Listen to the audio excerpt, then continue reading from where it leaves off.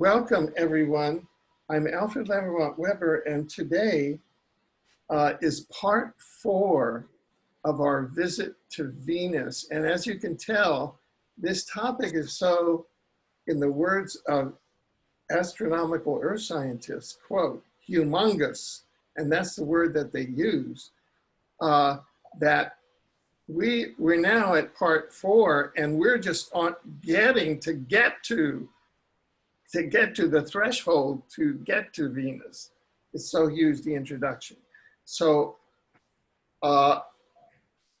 to give us kind of a brief overview is Venus Contactee, Robert Potter, who will give us the overview of what Venus visitor and author and Professor Raymond Keller will be presenting of our visit to Venus in this part 4. So Robert, over to you. Well, thank you, Alfred. It's an honor to be here. And just to let you guys both know, I have been preparing the schedule for the Mount Shasta Summer Conference. So, Kaz, today's presentation is on the vast Venus conspiracy, correct? Yes, that's right. It's the book that's just been released this week, and it'll take about a week and a half, though, for Amazon to fulfill any orders on it. But this is some of the startling information. I'm going to take a look in the first half of the program at the first few chapters in the book, and then lightly skim through some of the other material before we go into the Valiant Thor revelations. Yeah. So folks, this is an amazing book. You have to get Raymond's book on Amazon and Alfred's. I mean, there's so much knowledge contained here in this series, and it's leading to things that we hope you'll, for those people who doubt and have skeptics, look at the incredible documentation that Raymond has provided. His personal experiences are unprecedented as far as a public revelation of life on Venus and what's going on there. And I just want to say that for this particular one, we're going to go into the conspiracy of silence and the history of the contactees and how they've been marginalized. And Raymond will give names, dates, facts, and figures from the Mutual UFO Investigation Network, MUFON, how it was taken over literally for a period of time with a heavy hand by certain elements who actually ousted Wayne Aho and Kenneth Arnold, who termed the first word flying saucers. And then we'll probably be discussing a little bit about this, and then the cause has some incredible stuff on Valiant Thor's meeting with Howard Menger in Highbridge, New Jersey. Some things unheard of before, and actually Val Thor's notes in the famous picture that we'll see a little bit later. So sit back, get ready to open your mind as Alfred will share with us the vast Venus conspiracy. And I always want to bring it back to the relevance of what's going on now in the world and how this can benefit us. And the Venusian culture and the information, had this been accepted by the silence group of the powers that be, the world would be a much better place if Valiant Thor's offer of help in sciences and technology could have been accepted, and the world powers begin to create this paradisical type planet. Once again, I'm Rob Potter. My website's thepromiserevealed.com, and Raymond Keller is going to be a big fixture on my new website. I'll be releasing soon, and check this out, folks, and get his books on Amazon. He's got 5 books now, and the 6th one is in the making. So the next 2, 4 and 5, will be released at my conference. All right, Kaz, take your way. Thank you, Rob. Thank you, Alfred. It's always a pleasure to be here and share information about our sister planet Venus with you and my research and writings. Today, we're going to take a look at my fourth book in the Venus Rising, A Concise History of the Second Planet series. This is titled The Vast Venus Conspiracy.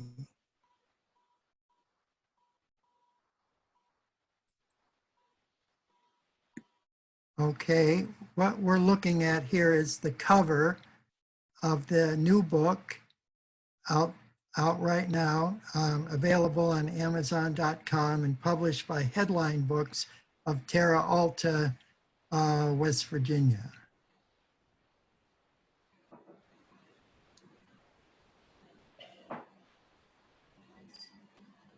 Okay, Rob Potter, who you just met, he gave the introduction to the Vast Venus Conspiracy. Rob is a very good friend of mine, and we do a lot of work together with the Venusians in bringing a message of hope and inspiration to the people of the earth. Rob, like myself, apprenticed with Dr. Gabriel Green of the Amalgamated Flying Saucer Clubs of America in Yucca Valley, California, and a lot of the information in my Venus books comes from him and other sources in the AFSCA. And Rob is the director of thepromiserevealed.com of Mount Shasta, California. And so we'll be speaking throughout this program about the forthcoming Meet the Venusians. We are in Contact Conference on Mount Shasta, the 26th through the 30th of August, 2020. And for information on that conference, you can go to thepromiserevealed.com and contact Rob directly, and he will supply all of the information on how to get there and accommodations and speakers and various activities going on up there on the Magic Mountain. I'm actually going to say right here, thanks a lot, Raymond. I really appreciate that. For the purposes of buying tickets, folks, I am going to have you go to Alfred's actual link that goes with this, because he has a promotion code there. So, but you can check out all that information. It does tell you what to do. And, you know, we are going to have, you know, people bring masks and stuff, but it's all good. So, all right, I'll let you get back to the cause. I just want to mention that for okay. Alfred.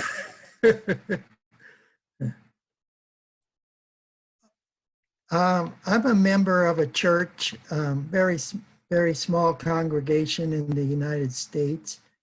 It's called the Community of Christ, and but we have our history tied back to the beginnings of the Latter-day Saint movement and Joseph Smith as a messenger of God. And my first chapter, I'm looking at the Venusian connection through the eyes of Joseph Smith and some of his early writings.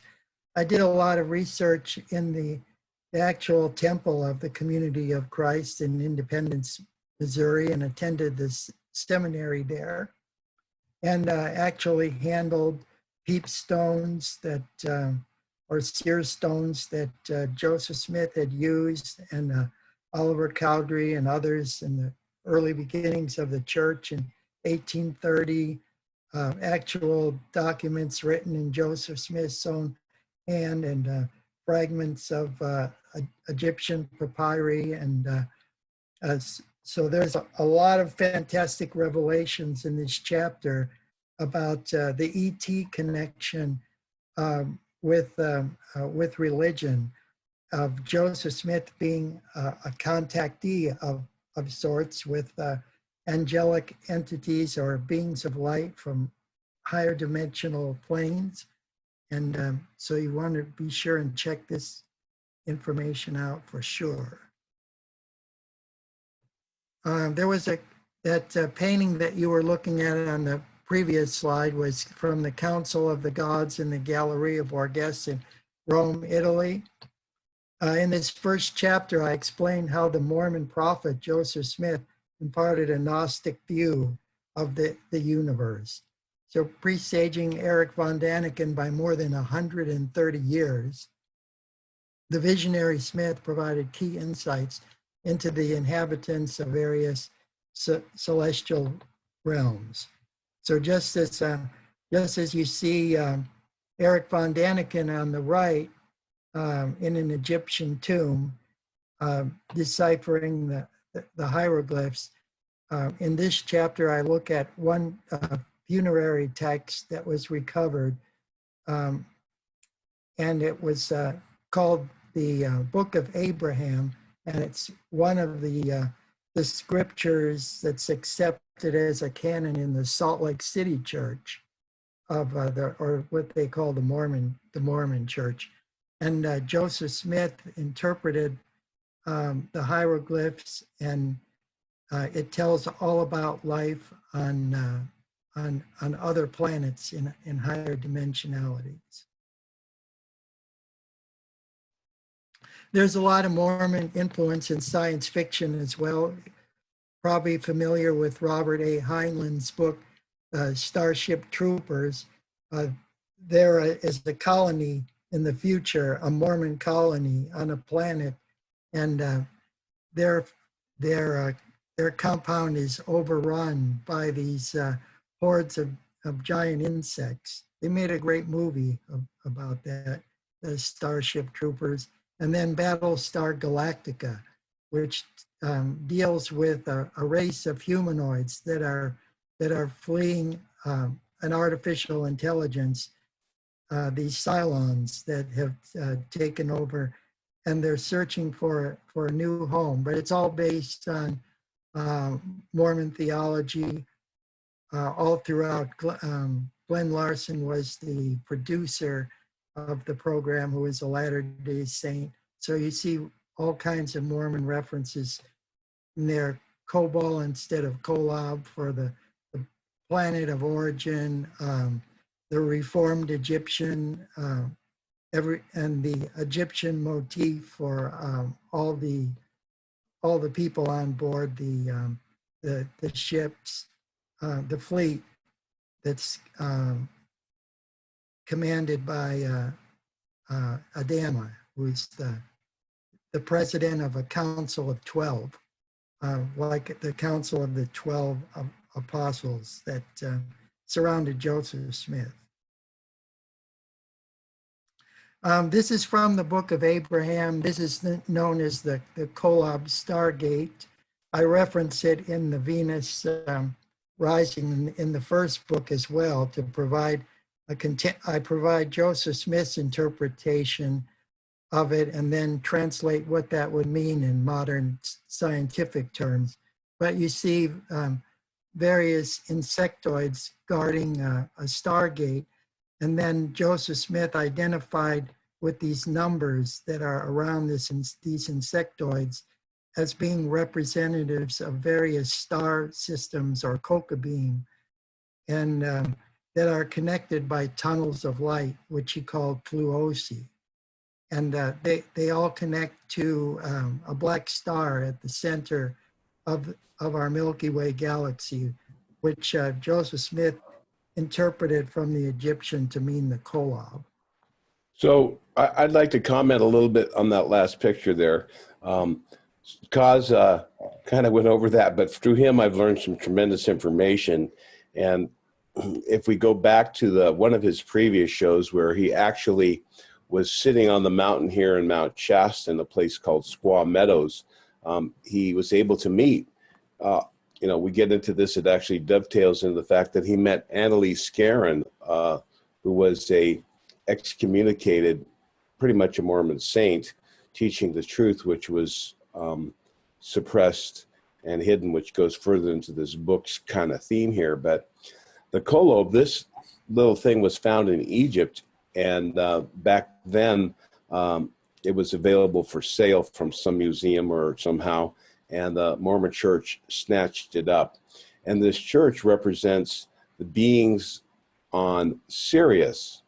When Raymond met the ascended master, as he was told, that appeared in the spacesuit, she was bilocating from the Sirius system. She was Annalise Guerin, known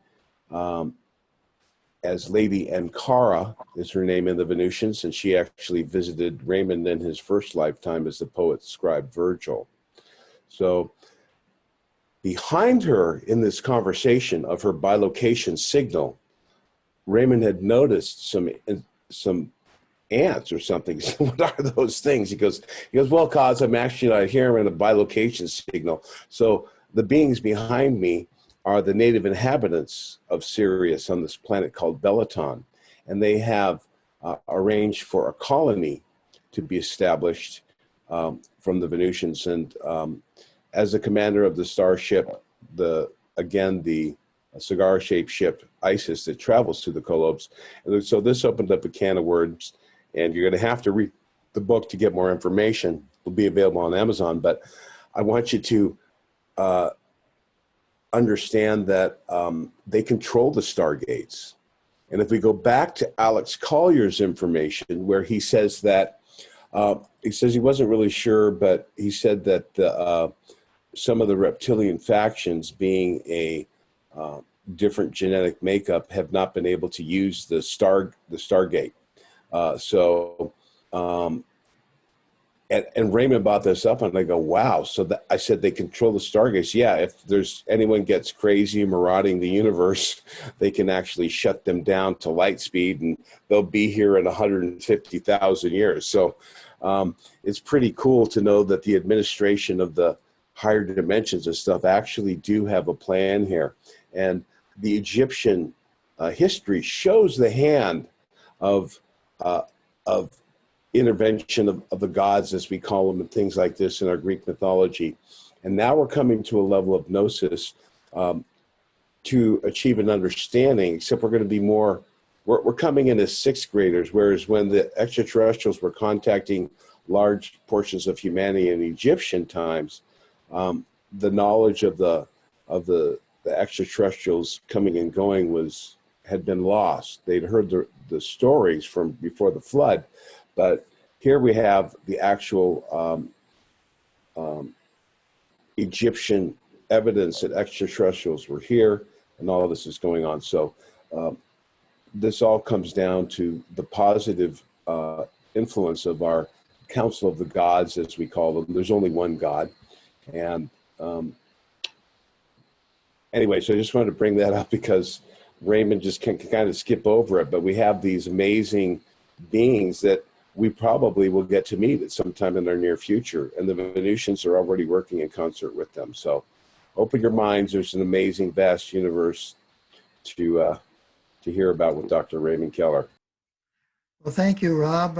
While I was up on Mount Shasta, Lady Ankara spoke to us, a group of 8, for a total of 3 hours before she dematerialized and returned to the planet, the planet Balaton, and she let us take her picture.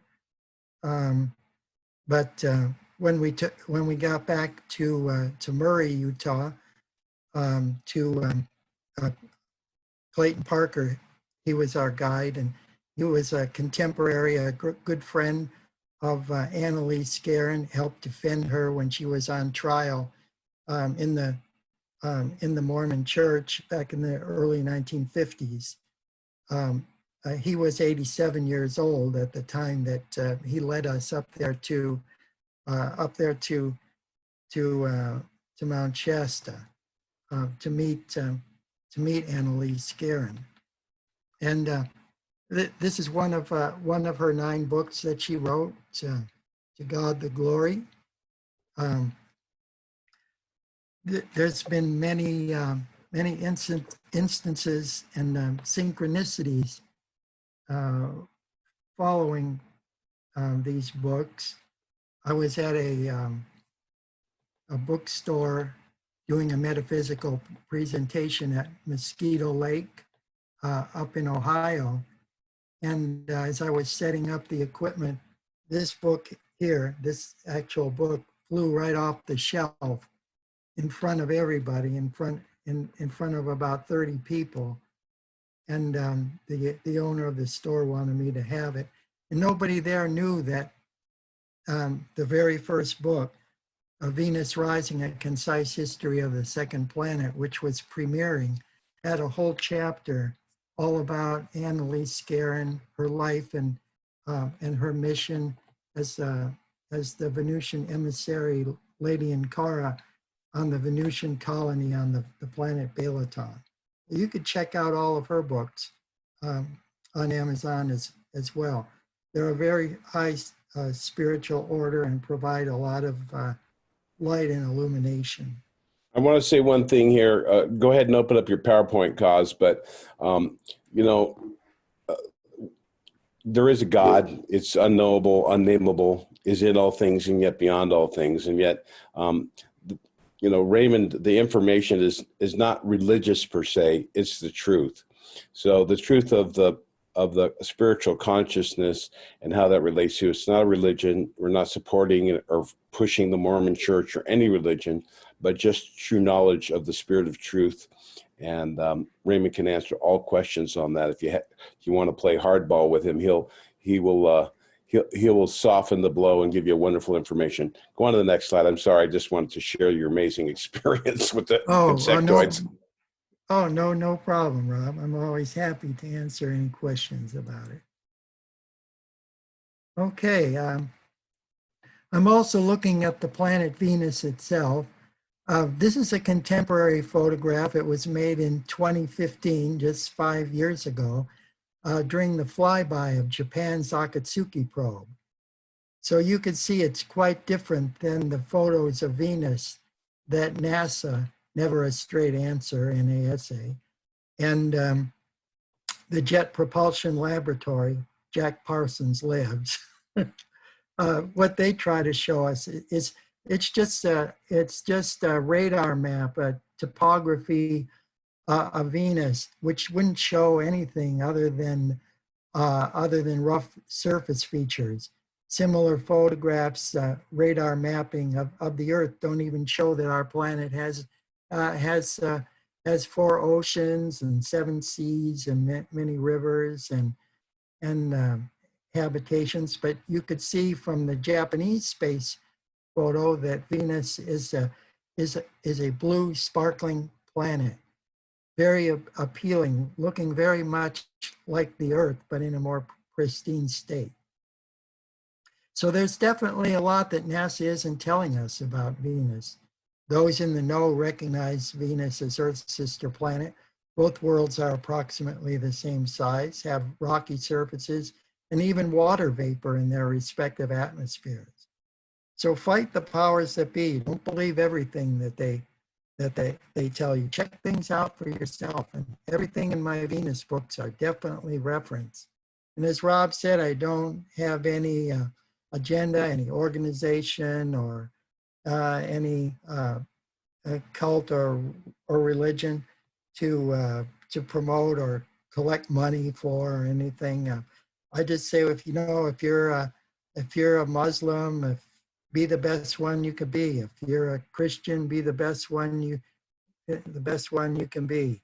If you're a Democrat, be the best one. A Republican, live up to the highest ideals of what you purport to believe in, and you won't go far wrong. But I do admit that I do sell the books, and I need to get something for my effort because I'm a retired veteran, and so that would be my only source of income. But that is it, my only source of income. And I do finance at least half the cost of printing all these Venus books. Yeah, he workman's worth his labor, and Raymond's worked tremendously hard. He is incredibly dedicated to his mission, staying up for months at a time, working 6 or 8 hours a night when it's quiet and he can focus. So we're very rewarded to have this. Kaz, if you can center your camera and maybe look into the camera. There you go. Okay. Oh. All right. God bless you. All right, thank you. Thank you, Rob. So we want full disclosure now, not only about UFOs in general, but intelligent life on Venus and all the other planets and moons in our solar system. They either have indigenous life or colonies there by the Norcans or other humanoids or hybrids from different star systems. This is Dr. J. Allen Hynek, a Northwestern University astronomer. He worked for the Air Force Intelligence Center at Wright-Patterson Air Force Base in Dayton, Ohio, on the Project Blue Book team when it was originally called Project Sign in 1948, all the way until its closure in 1969 by the recommendations of the University of Colorado government contracted Condon report on unidentified flying objects. So here he is working at the behest of the government, showing a photo of George Adamski, a Venusian scout ship, claiming it's fake, that it's just parts of a chicken brooder suspended on a fishing line. Well, there are many people that would heartily contest that. And all of Adamski's photos have gone through intense scrutiny and proven to be spaceships in our atmosphere or on the atmospheric envelope of our planet, or even in orbit around the moon. So later in life, Dr. Hynek would change his mind about the nature of UFOs, siding with ufologists like John A. Keel and Dr. Jacques Vallée, in maintaining that the objects were real, after all, and possibly hailing from another dimension in a parallel universe. These are operatives of the Silence Group that Rob had mentioned. Once again, a lot of attention is focused on George Adamski as the first vocal contactee coming out with the truth about life on Venus. These are the photos on the right taken by Madeline Rodefer in Adamski's last days when he was at her home in Silver Springs, Maryland. That's actually a film from Valiant Thor's a scout ship from Valiant Thor's Victor 1. And you see an Adamski type ship model there on the table. So we go from the Robertson panel and other secret organizations within NSA and the CIA to NASA and the space agencies of three other countries besides the United States. So we have Japan, Russia, previously the Soviet Union, and the European Union, all sending space probes to Venus, 44 at the latest count. And in this picture, you see various examples of space probes sent to Venus, either flybys or orbiters or landers. Here's an original Soviet Venera 10 photo at a 180-degree panorama. So on the Venusian surface, you can note what appears to be some kind of lichens or vegetation, and then in the upper left, possibly a lake or some kind of physical anomaly, possibly liquid but reflective on the Venusian surface, standing out. And let's take a look at what a member of the Planetary Society did to straighten out this 180-degree panorama to see what Venus would look like if you were just standing on its surface. So this is the next picture. So there you see.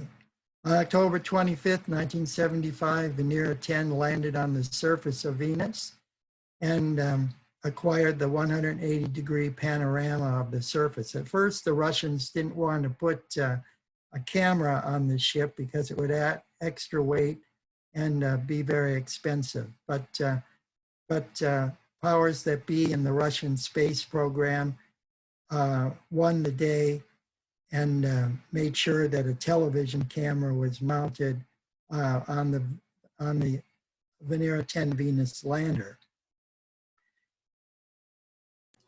And did they ever have the live? Did they have an actual live feed from Venus that was able to be seen by the elect few in charge? Raymond? Oh yes, all of the film wasn't seen. Only a few of the photos were released.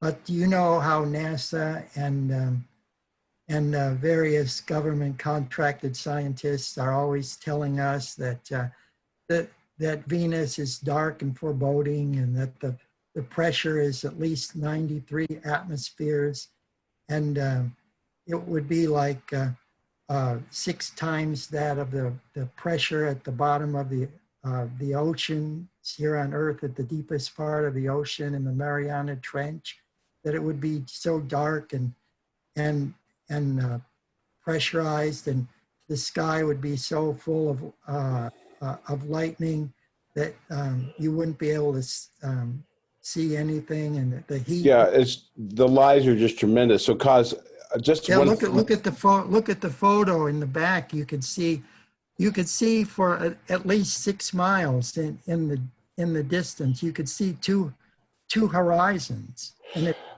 and the light is like on the Arizona or the New Mexico desert. I mean, I own land in Gadel, New Mexico, and the terrain looks very very similar.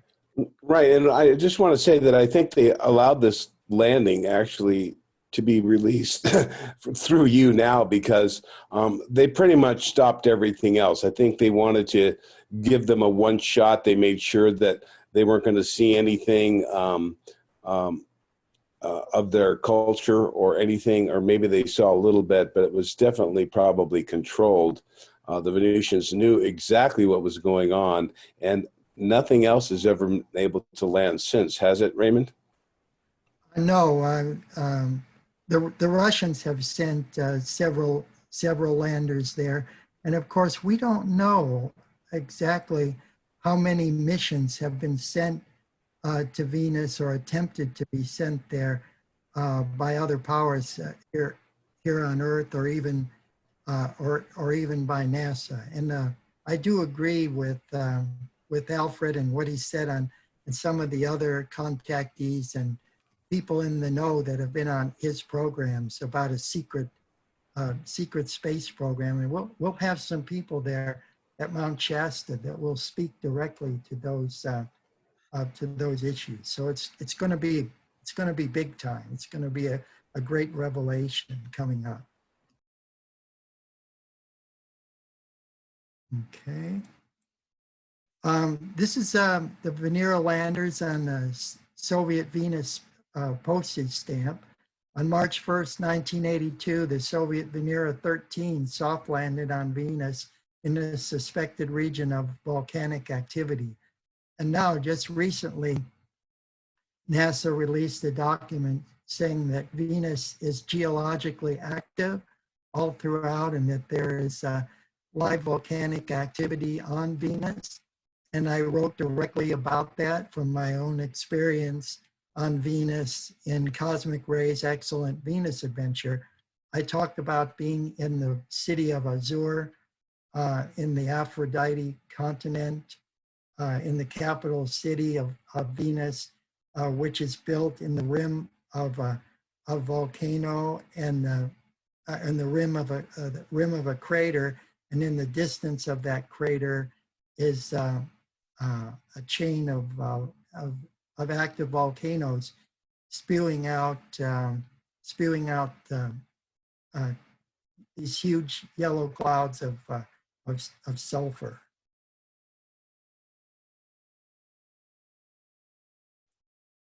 Okay, here's Venus from the top of volcanic ridge, and this is a 1982 photo. They didn't know if volcanism was still active on Venus at that time, but but you could see that there's not much erosion on the planet. And once again, it's a clear day, and you could see literally for dozens of miles. So beyond the ridge, you could see a second. You could see a cordillera of a mountain chain off in the distance. What you're looking in front of the spacecraft at the base is the lens cap that fell off. And some people were confusing that with the controversy coming from the Soviet Union about the Scorpion. And I have that information here, which I'll present to you, which will be coming up soon here. But here's what I was talking about. Radar imaging allows for orthographic view of the Venusian topography. This photo comes from the files of the Jet Propulsion Laboratory in Pasadena, California, taken by the American Magellan probe in 1990. But it's taken as a view, kind of a lopsided view, looking at from the pole down. So you see the white spot there, kind of a little below center. That is around the Maxwell-Monts region, the highest peak. It's about 7 miles high on the North Pole of Venus. So you could actually see snow around it. And there's a little dot in the middle. So I provided a closer up picture of that so you could see what I'm talking about. Here you see a frozen lake in the Cleopatra impact crater at the North Pole of Venus, over here in the eastern quadrant. You could see because it's thawed out around the edges, and it's filled up with water. So we have surface water on the surface of Venus. And for those of us who are just joining Raymond in this information, most of the civilization does live underground inside the Earth. Their civilization on the surface is quite sparse, and it is a bit uninhabitable in different regions due to winds and some other things. Raymond could talk about that. But just so you know, not every time, if they knew where they were going, and of course the Venusians wouldn't even allow it, to see their civilizations, their beautiful culture on the surface. Raymond will be sharing that with us in the future. So realize that, yes, it's deserty. They do have sulfur, but it's pretty much underground for most of the inhabitants. I have Rob and I have a good friend. She'll be speaking there at the Meet the Venusians conference this summer at Mount Shasta. Omnek Onek, that's her right there, the ambassador from the fifth dimensional higher frequencies of the planet Venus. And she's been interviewed many times, and she's also confirmed that Venus exists at multi-dimensional levels.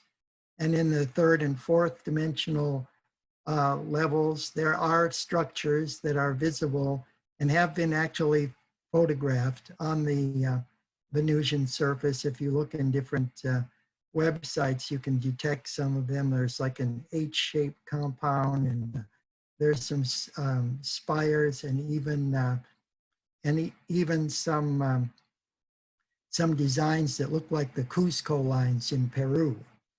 And if you look throughout maps of Venus, you'll also see some streams and different artifacts on the surface. But as Rob said, most of the population lives underground, and remember that humanoids aren't the indigenous population to the planet Venus. They originally came from a star system that we call Tau Ceti, and that they call Norca. Their planet is called Norca, and the information all about that is in my first book, and the subsequent Venus books as well tells you information about the Norcan settlement of of Venus going back 25 million years as we measure, as we reckon time here, here on Earth.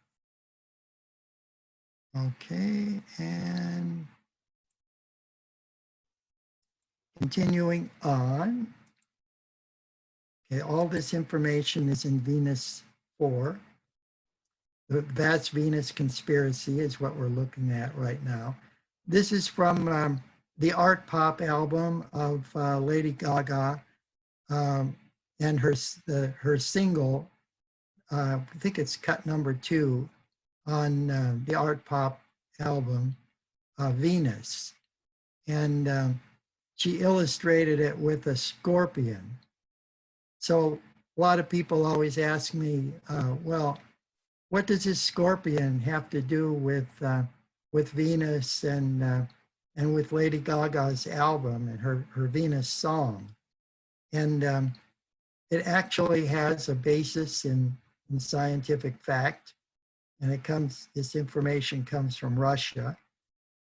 And here you see, this is from one of the Venera probes, the Venera 13 probe, and this is where the confusion came with the lens cap that was in front. But when they were scanning the ground around the object, around the lens cap, a little over from it, a few feet over, they found this strange creature.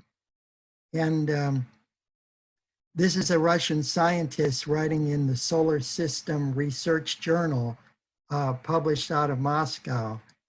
And he said, what if we forget about the current theories about the non-existence of life on Venus? Let's boldly suggest that the object's morphological features would allow us to say that they are living. And I want to just share something with you that a lot of people don't know about what's going on with NASA and Venus. Okay, this is an internal publication from NASA. There you see the official logo there. When biospheres collide. And all of this information is all about the protocols for spacecraft that are arriving at Venus, the Moon, and Mars.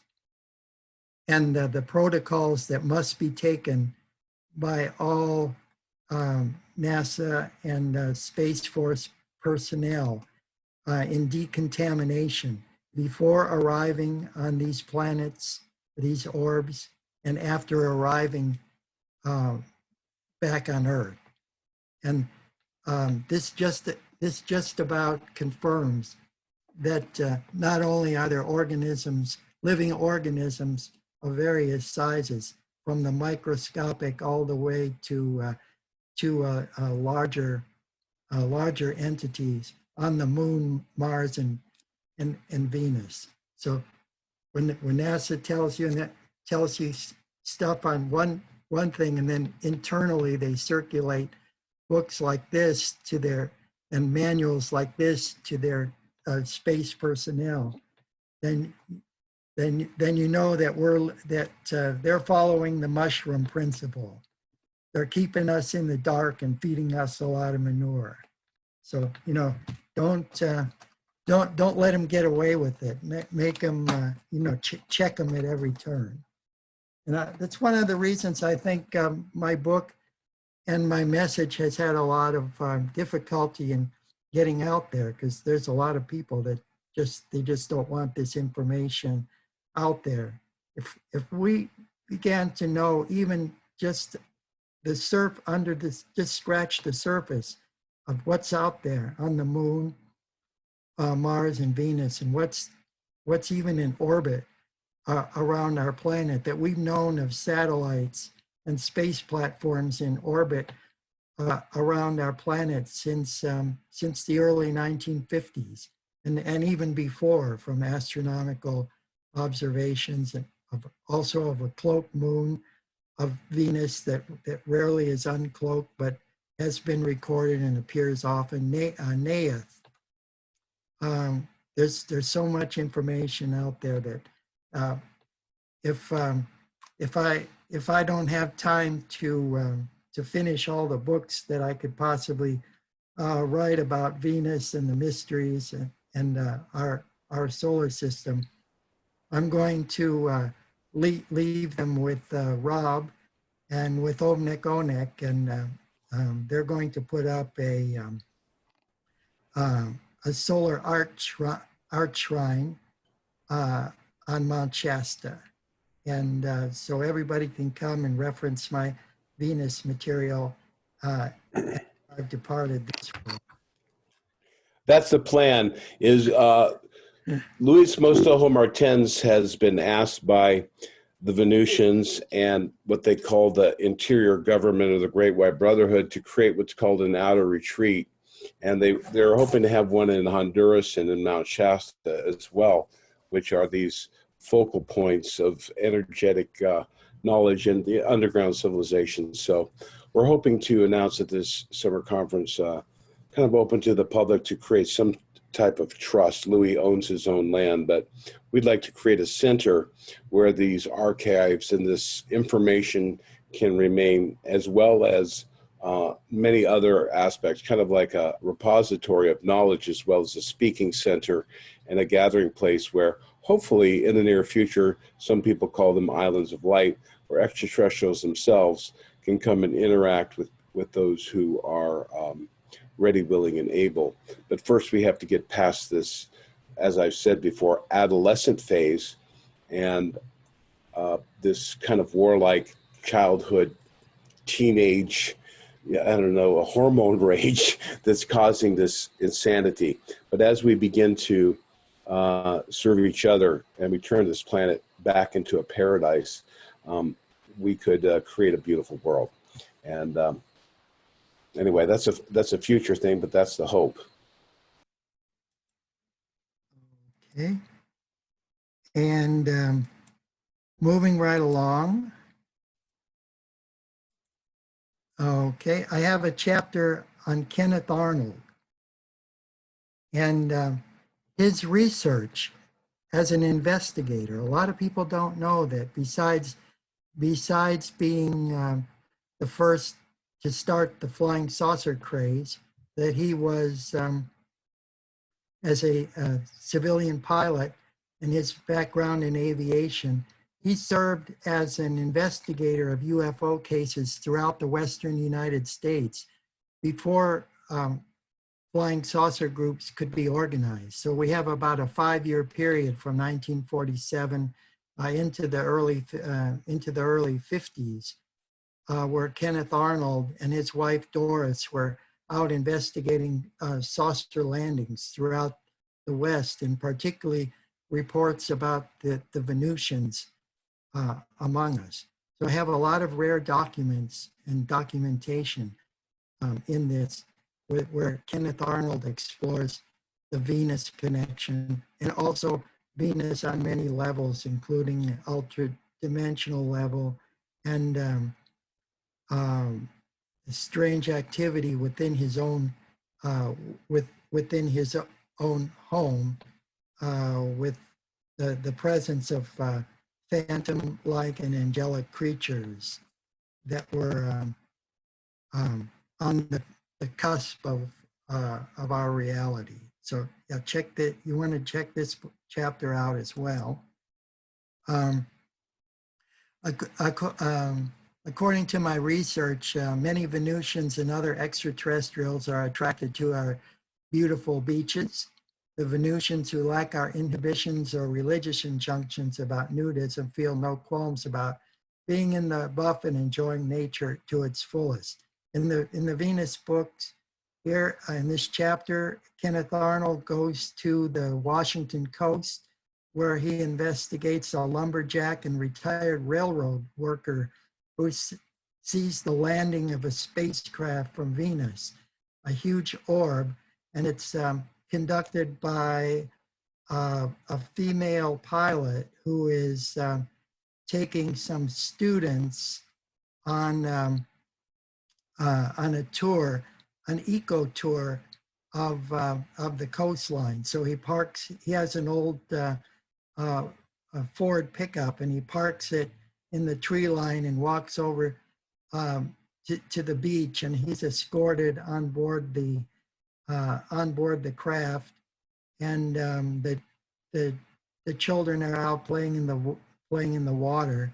He goes on board the craft, and he goes through a decontamination process. He passes under this heat ray, and the pilot answers many questions about life on Venus and about the ship's propulsion and so forth. And Kenneth Arnold investigated this and was working for Raymond Palmer of Amazing Stories. He and his wife were contracted by Ray Palmer to go out and investigate these various cases. So that's one of them that's here, and the details revealed for the first time in the Venus book. The space commander also told him about a war on Venus between the machines and artificial intelligence and the Venusians themselves. So the warning from Venus to us in these latter days is not to lose control of our technology. So that's why I titled that "Rage Against the Machines," like the Raymond always dropping his pop cultural references in there. He'll take you back from Lever to Beaver all the way to Starship Troopers. But yeah, one of the things we have to realize is, unfortunately, this agenda of microchipping and the AI intelligence being promoted by Gates and the transhumanist genetic manipulation agenda is unfortunately one that is supported by certain powers, and they're thinking it's for them because they can control everything and watch everything and create their Orwellian state, and it's going to come back to bite us. It already has been. So as people think of what's going on here, we're at a crossroads now, and I think I mentioned on the last show, Chiron and Mars are entering Aries, but we will not fail. We will not shrink from our responsibility with positive people of all types realizing the truth. We're going to reveal this to people, and we, through our own decisions, can't stop this individually. The responsibility lies with the individual. Hello. Oh, okay. Yes. So even on Earth, the Venusians operate from various safe houses and various areas and caverns under the earth and under the sea that are camouflaged. And there some knowledge of these areas that are known by mystics and various contactees, but they are helping us. They are helping us in their way. There's kind of a war against these tech forces that's going on, and the Venusians are on our side because, frankly, they've been where we are now. Okay, and we're going back to. Alrighty. Okay, another. There were two couples that were up in. I can't believe. Mr. Ed reference, folks, a very early black and white television series. Okay, go ahead, Kaz. There were two couples that were visiting up in the Sierras near this in California in the mid 1950s, and they ran into a group of Venusians that were enjoying horseback riding. They were here on Earth, and they stopped and spoke to them. They were wearing gear and clothing straight out of the 19th century. But they had some kind of translation device that helped them to communicate with these couples, and they had gone up into the mountains because they had been seeing these orbs. They had been seeing Venusian ventlas, swoops, scout ships. Even a large cigar-shaped object was photographed in the area. And all these sightings that were taking place at that time are recorded in one of Major Donald E. Kehoe's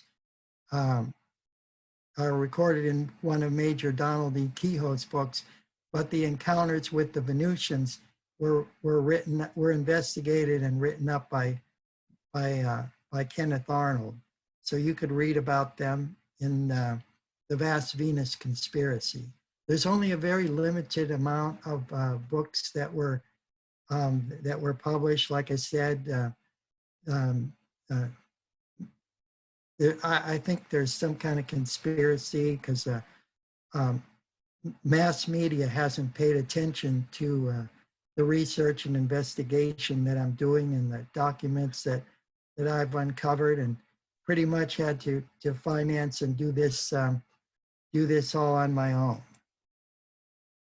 But it was along a trail like this in the vicinity of Moose Lake and the Great Western Divide in California that the Knights and Halliday families encountered Venusian tourists back in 1955.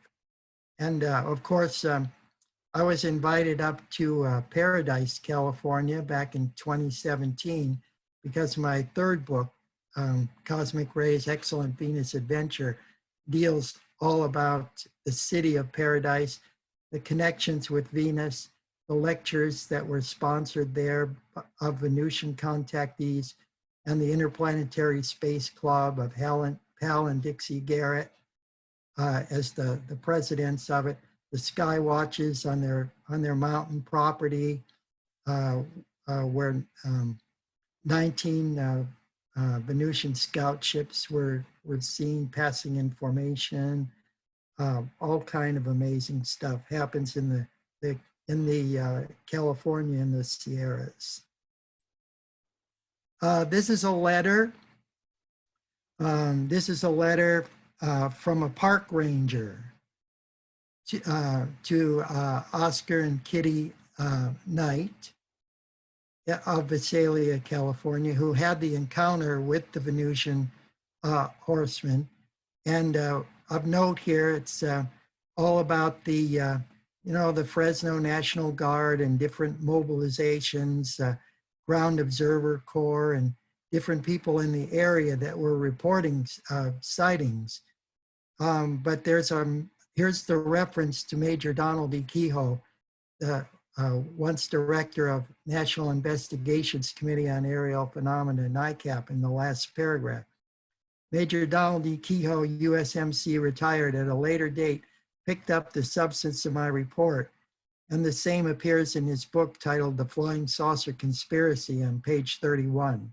And this coincides with the date and place of the experience you have related to me, and was undoubtedly the mothership of a number of smaller UFOs, flying saucers, that were sighted many times by hundreds of persons in the national park. And I believe these to be of extraterrestrial origin. And that's from a park, that's from the park ranger to the actual UFO contactees of the Venusian horsemen. And this is all from the Kenneth Arnold files, the Venus files. So Venusians love aquatic activities. I like this picture. It's another pop culture reference here. Tawny Welch played an ethereal alien in that movie Cocoon. That was 20th Century Fox 1985 sci-fi adventure with Brian Dennehy as one of the aliens. So how much did this movie reflect the Venusians and other ETs' affinity for aquatic activities and environments? That's a question I ask. And then here's a picture of Omnek Onek. She'll be one of the many experts, along with myself, talking about advanced civilizations on Venus and what the Venusians have to teach us at the 26th to 30th August 2020, Mount Shasta Meet the Venusians Conference. Omnek Onek, the ambassador from Venus, brings a message of hope and love to all the inhabitants of the earth. So if you don't get a chance to see her, if you ever wanted a chance to meet her in person, now is your chance. She's there in 2018 and fielded questions for hours on end, spending a lot of individual time also with attendees at the conference. So come up and meet myself and Omnek Onek, Major George Filer of the Filer's File, UFO, and many others. This is another gentleman who'll be there. This is Frank Chili. He has the full account of the Venusian fishermen.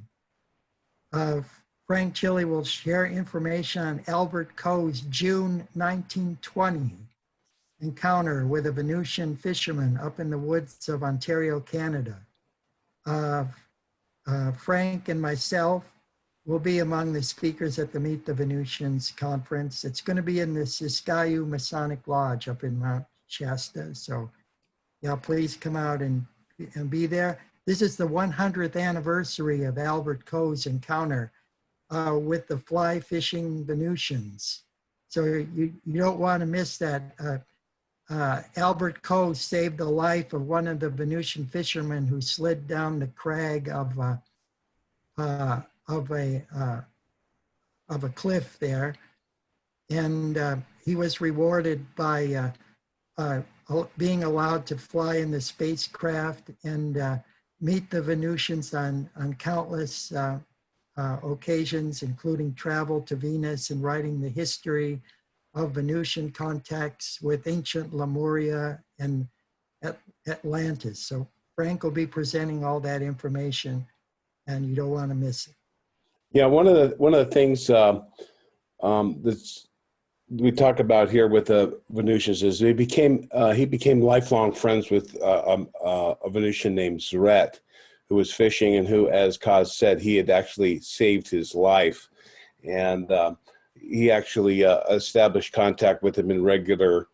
He was dressed in kind of a jumpsuit while he was fishing, but he established contact with him later in life. And Frank knew Albert. Unfortunately, Frank Chili and several other guests will not be able to appear in person, although I'm getting recorded, pre-recorded Zoom conversations. I'll introduce him for like a 2 minutes, and they're going to do a presentation live, as will our esteemed host, Alfred Lambermont Weber, will be presenting. I'm having him be the lead batter hitter on Thursday. So George Filer also, unfortunately, he would come, but he has an eye surgery, and so he will also be giving a remote pre-recorded conversation, as will Laura Eisenhower and several others, Tracy Ash. So these are the people that will not be able to make it.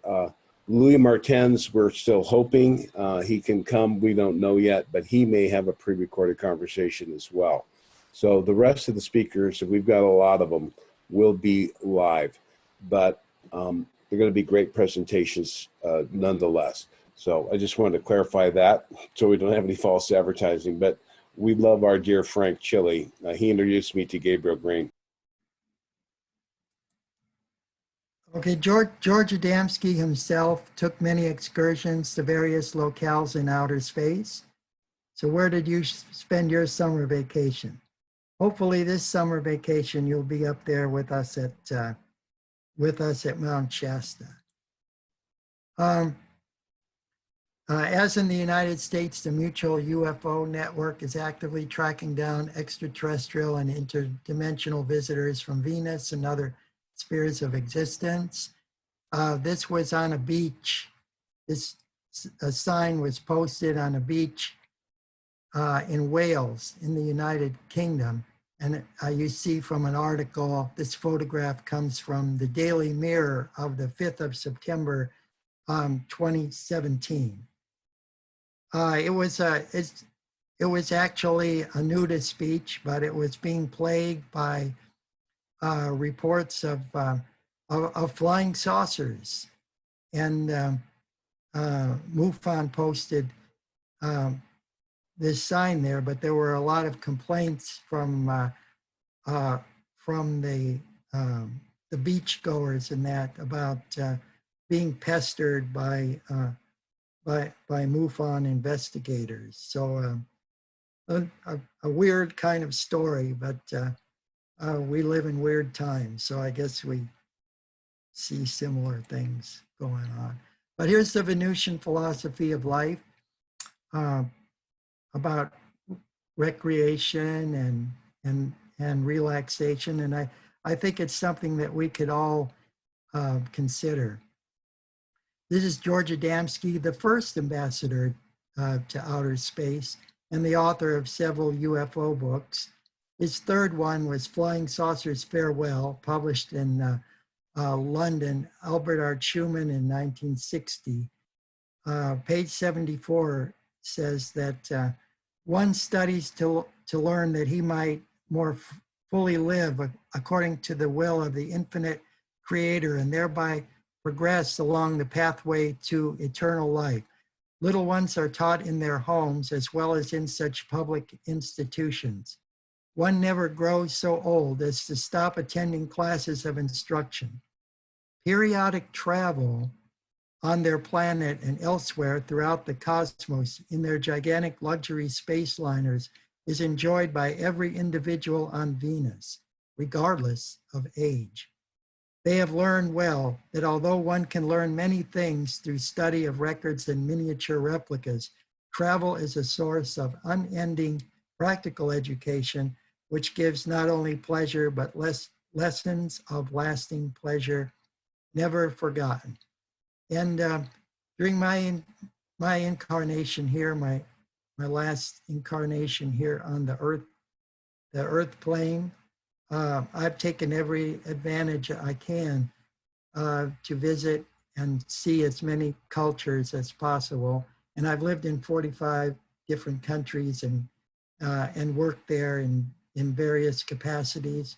And I always make it a point wherever I go to meet with local UFO groups and flying saucer aficionados, and do a lot of research and collect documents and try to add to the base of extraterrestrial knowledge here on Earth.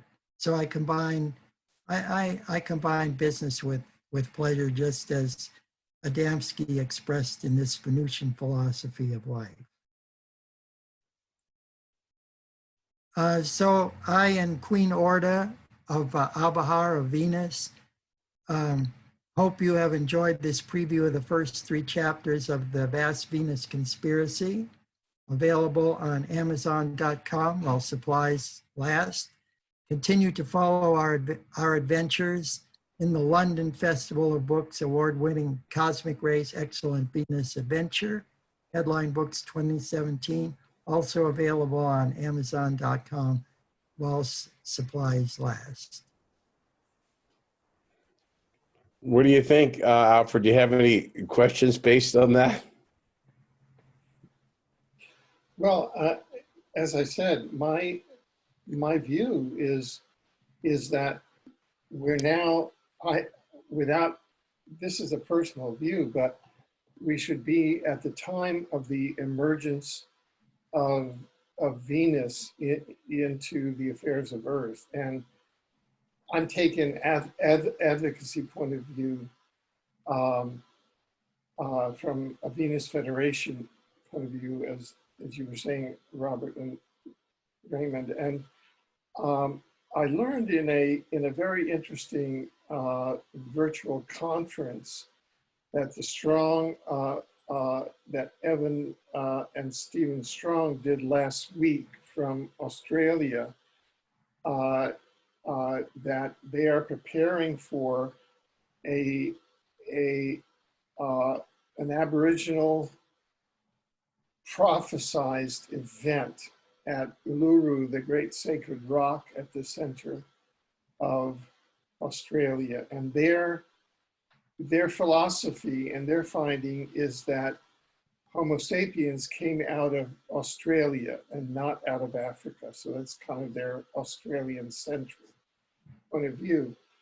And what they say is that we're having a reboot of the planet on December 21st, the solstice, 2020, and that's starting. And they're going to be astronomical configurations at that time that have not happened since 1550. And that was the date that Martin Luther nailed the, his maxims to the church door, and the Roman Catholic fell. All the structures fall. I think it's Pluto and Jupiter, and I'm not an astronomer, but I think that the structures that have, as you say, fed the Jupiter conspiracy and created those lies that Jupiter is uninhabitable, etc., are going to fall, and the Draco agenda of war, disease, crime, and poverty that they fed Homo sapiens for the time of the secret treaty, starting with Franklin Delano Roosevelt, Harry Truman, with the Greada Treaty with Ike, and then with George H.W. Bush. Those secret treaties are going to fall. And then the Venusian philosophy is going to begin to come in, and all those strictures are going to fall very, very naturally. And I think that the mass vaccination is going to fail, which is a kill shot that was manufactured. People can go to peaceandspace.org and watch an hour and 15-minute video called A Simple Plan for Citizen Justice, where we show that that was created by Peter Schwartz of the Global Business Network in conjunction with the Rockefeller Foundation in 2010. And they have Operation Lockstep from 2010 to 2020. This is all phony. And so this is destined to fall. And the Venusians, I believe, are going to come into that void. And that's why it's been kept quiet. Everybody talks about the Pleiadians. They should be talking about the Venusians. And I think yes, and that was a series. So having said my piece, I'll shut up now, but thank you for asking the question. Oh, well, Dr. Frank Stranges was explaining these very same things, but much like myself and George Adamski, Howard Menger, and many who've gone before, Annalise Guerin, Gloria Lee, we have a message, and it's based on the fulfillment of Bible prophecy. And for example, in Psalms chapter 91, it says that the angels are here, that they attend us, and that and then when we look back, to the Old Testament book of Daniel, we see King Nebuchadnezzar's statue, and it's brought down. Just at first, there's just a trickle of stones rolling down a hill, and then it turns into an avalanche and smashes the statue to pieces, which represents this Babylonish system of things that we have to suffer in this world. So right now, it's just a few in number that people that are paying attention to this message, but it is going to have a snowball effect, to be sure. One thing I wanted to say about your comment, Alfred, which was very good. You made a lot of good points, but the responsibility, as in my interview, which I'll be playing the full video and everything, which I'm going to be giving to you in various sections probably in the future here, is that um, the responsibility lies with the individual. So we won't necessarily be crashing them down, although there seems to be this type of struggle going on. But when people fight against each other, the hidden hand is joyfully happy when, you know, the militias are marching in the street and taking over. This is a type of thing that could be done, but it's in a time of crisis now. So people have to be focused not to demonstrate, to not be judging and fighting amongst themselves, because the way it's going to happen is we will simply avert our attention away, and they will become irrelevant if we just stop listening and paying attention. And whatever that means for you, for some people it's, you know, doing this or doing that. But I think that if we just work together and create our own free associations and have more town hall meetings and let people voice their opinions and let discourse and investigation and truth rule the day instead of a propaganda state with an agenda. So I think this is where we need to focus, is not on crashing down a system, rather creating and building a new one in the positive sense.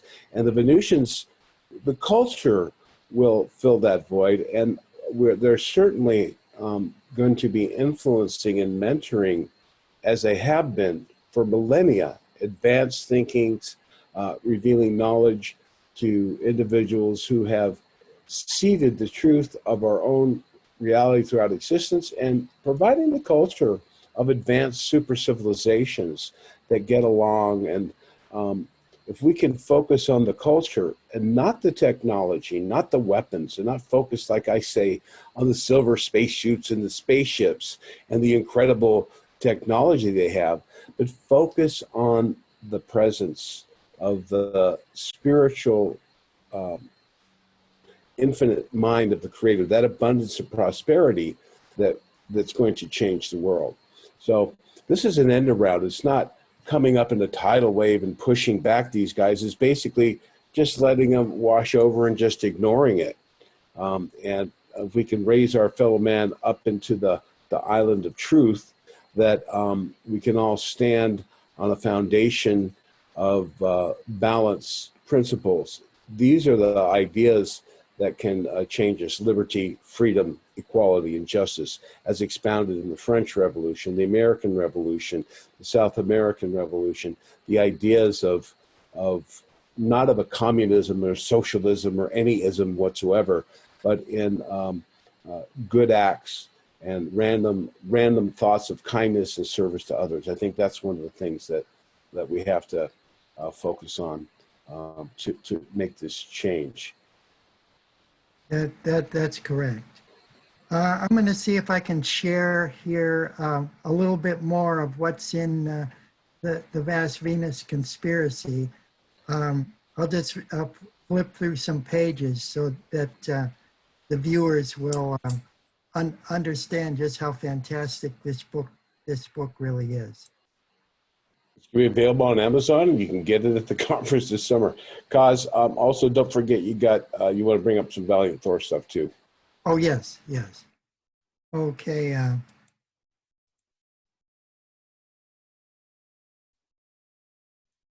Oh, there's Rob and I.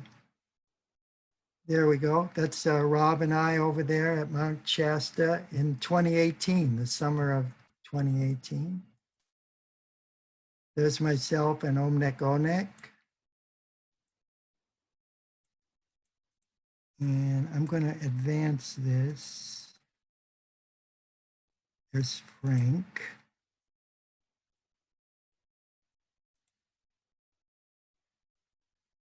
Okay. Okay, this next section is titled Venusian Spaceships Have Landed, going back to the early 1940s in the Hawaiian Islands, and Venusians manifesting their ability to change their appearance in age, just like in that movie 2001, A Space Odyssey.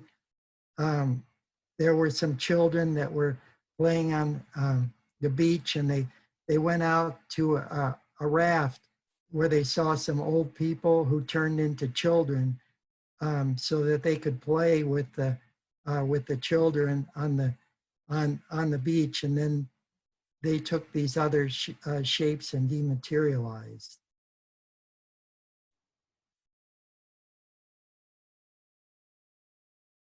This is some information from the Little Listening Post, Clara John's newsletter that mobilized people to help defend Long John Nebel and his attempts to keep the truth about UFOs and Venus contacts going out over WOR in New York. This is Jean Dixon and her prophecies about flying saucers. As we approach the end of this dispensation in the Earth's history, before transitioning into a new age. Here's a photograph on the right. This is taken of Commander Aura Raines at the Giant Rock Flying Saucer Convention at Landers Field on the 11th and 12th of May, 1957. This tells all about Commander Raines, her story, her various appearances and encounters. Here she is at another spacecraft convention. She's wearing a Mickey Mouse shirt there, and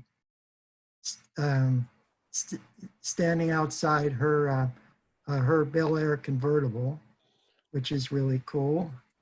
And Cos, can I interject here? I'd like to just share a picture real quick. If you could stop sharing screen. Sure, no So problem. here you saw that picture of her in 1950. And of course, I'm going to go ahead and show you another picture of her with a very handsome man. You'll notice she does have her hair longer, and it appears she's wearing a wig here. So, but the face is the same. And I had noticed that she had lost some weight. It's only been, 60 years or something. So, even longer, probably, but the 50s. So yeah, she's been lost 60 some years later, but she had lost some weight. But when I looked closely here in her official Venusian red beret and the sash she's wearing, I did check to see her thighs. They were quite muscular. So I just wanted to share that little thing. I'll give it back to you, Kaz. Oh, okay. Thank you, Rob. Okay, here's an encounter of a flying saucer landing in Portugal by about 7 witnesses, and the occupants, the flying saucer occupants, self-identified as coming from the planet Venus, answered their questions.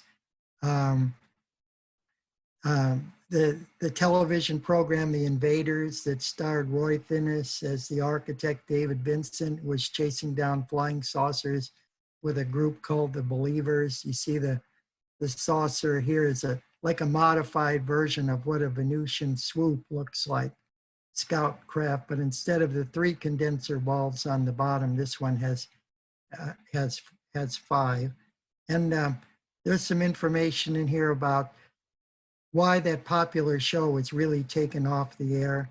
And David Vincent explained, or Roy Finnis explained all that when he went to the Congress of Scientific Ufologists at their convention in 1967. Okay. This is me in the right in Paradise, California, talking about the history of UFOs there, and why Venusians would frequently stop at Giant Rock, reports in the area about them siphoning water out of a water tower. Here's another picture. This is also of Aura Raines. In this Earth incarnation, she had an alternate identity as Evelyn Smith, She was a popular writer of science fiction. This is another contactee that's with her named Calvin Rowe. Rowe maintained that beings from Jupiter and Pluto systems were keeping in touch with him on a regular basis, and that other inhabitants of the solar system are standing behind whatever decisions the Venusians make regarding the wayward Earthlings and their tampering with vast cosmic powers. So you could read all about that in here. And I have the actual color photo of that, and we're zoomed in, and you'll be able to see Commander Raines a little closer. And I think the nose is kind of the fixture there, and the eyes. She has incredible blue eyes. The pictures that we're seeing, some of them are black and white. So maybe this will be the last one, Kaz, if you want to share let's get to the Valiant Thor stuff when you're ready. Oh, okay. Well, this whole section is about the vast Venus conspiracy and attempts to crush the message of certain people in the media. Long John Nebel, the broadcaster from WOR, whose program went out over a party line, went out over 25 states. Mutual Broadcasting Company's afternoon program, sponsored by the AFL-CIO by Frank Edwards of NICAP, and it was all about the government conspiracy to hide the facts about flying saucers. And then Howard Menger, who was a frequent guest on Long John's program, and all the revelations that were on Long John's program or were given to Long John personally. Then Adamski on Long John's program. Another contactee, Dominic Lucchesi. I had the opportunity to meet him at a flying saucer convention in New York, and interviewed him and have some exciting programs on tape and some information. I went there with Michael LaRich of the Northeast Coast to Coast groups now. But back then we were both members of the Cleveland Ufology Project, and we drove over there. Dominic believed that Venusian spaceships have been visiting our planet for the longest time, ever since the days of the Roman Empire. Here you see his drawing of, this is Mount Etna on Sicily, where his ancestors come from. We see a Venusian, the Venusian goddess, and then the flying saucer Venusian scout ship in the left. So this is from the October 1954 issue of Nexus magazine from my Venus files. Seems like some of these things just one day Raymond gets up and these ancient little repositories of early ufology just appear on his desk somehow. It's quite fascinating, isn't it? Okay, here's Aura Raines. Dominic Lucchesi worked out of his garage with his neighbors. He was a ham radio operator. And one evening in 1954, he began receiving messages from a space commander of a Venusian craft who told him the coordinates to go to in the New Jersey countryside. And if he could get there in an hour, he would be able to meet with her in person. So he jotted down all the information, and he went out there, and this is his drawing for the December 1954 issue of Nexus magazine, of the space girl that he met there and the crew on board a ship called the Spartacus. And this is Aura Raines. This is Aura Raines herself. Well, she was dressed like that. They love their little theater and their clothes when they're appearing in public, don't they? It's almost like, oh yeah, Was she wearing? Was that what she was wearing? That's awesome. Yeah, yeah, and it's got like she's wearing some kind of an Egyptian band instead of the traditional red band. Yeah, probably bringing out some ancient artifact from her Egyptian days. Was she carrying a shield? No, that's the door of, Oh, oh, okay, interesting. All right. I love to learn these little tidbits and facts as Raymond unveils these hitherto unknown gems. and then when we get to Mount Shasta, I'll be bringing, he, of course, as a graphic designer and an artist, he made a schematic of a Venusian time probe. And I have that full schematic, so I'll be bringing that. I'll be bringing that blueprint with me to Mount Shasta. Yeah, they do like to contact people in the old days through ham radio operatings and stuff now, but they can't really do that. They use a more advanced technology called a tensor beam. You got about 28 minutes, Cause, if you want to go to Valiant Thor details too. Just so you know. Right. Well, there's just so many more chapters and so much startling information in this book. This is Dominic's QSL card, his radio license card. I have one of his original ones with me, and this was a Nimbus type device as it appeared back in the 1950s. So Dominic could summon the beautiful space girl with an emergency signal watch powered by a Cytherium crystal activation device. So you see him with the watch in the bottom right, and the activation device for the Nimbus with the Cytherium up here on the top right. Because that's classified information. Nimbus control here interjecting. But it looks like he invented the CAPTCHA in the left-hand image, doesn't it, Alfred? I mean, is that where CAPTCHAs came from? Look at that. So here we go. This is QZP2AW broadcasting. Is that what he would say? Yes. Uh-huh. Wow. So I think that's where CAPTCHAs came from. Go ahead. That's right. So the actual communications and then a Morse cipher and everything, their initial radio communications are found here. And then later on, he had the opportunity to interview her, and she only allowed him to ask a certain number of questions, but they're all contained here in the Vast Venus conspiracy, their dialogue and everything.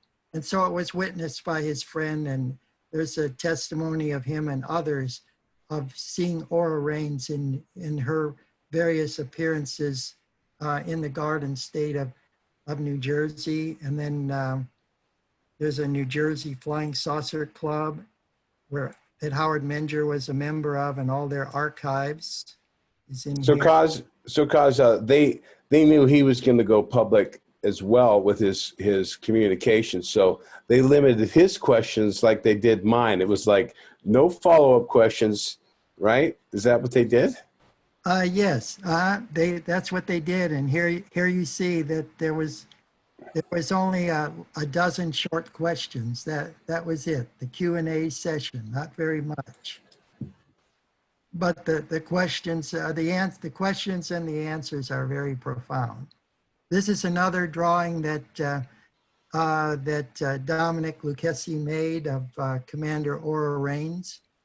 You see here on the left, and all the circumstances surrounding that are explained in the picture. Yeah, it's really nice. I think that we're having a feminine. We think of Venus, you always think the goddess Venus, but Valiant Thor is, as, of course, the wonderful man from Venus, and here we actually are seeing that Commander Aura Reigns not only was one of the people that contacted Eisenhower previously to Valiant Thor, but has been instrumental in contacts on the Earth, and is obviously a very powerful, wonderful representative of to many contactees. So it's kind of cool. Now this photo is a prize photo. It's in my collection. Of course, we all know of the one photo, the one in the upper left. You see of Aura Rains that appeared in the Look magazine article or the Life magazine article that was published about the Giant Rock Spacecraft Convention. And that was the only one. But these are the rest of the pictures that were taken by the New York attorney, Jules B. St. Germain, of the Venusian commander Aura Rains at the 11th through 12th of May, 1957 Interplanetary Spacecraft Convention at Giant Rock. Here you see Dana Howard. She was also a Venusian contactee and wrote this book, My Flight to Venus. And she had two families, one on Earth and one on Venus. So she had children and husbands on both planets, which is, I guess, like a cosmic truck driver of sorts. So her story is very interesting as well. And that's her story appears in my very first Venus book, The Venus Rising. So you could check that out. As in the conversation I had with her, she said, I said, well, thank you for coming such a long way to meet me and to have this interview. And she says, I do enjoy travel. So pretty cool. So here we see on Earth in the 1950s, she was a science fiction writer.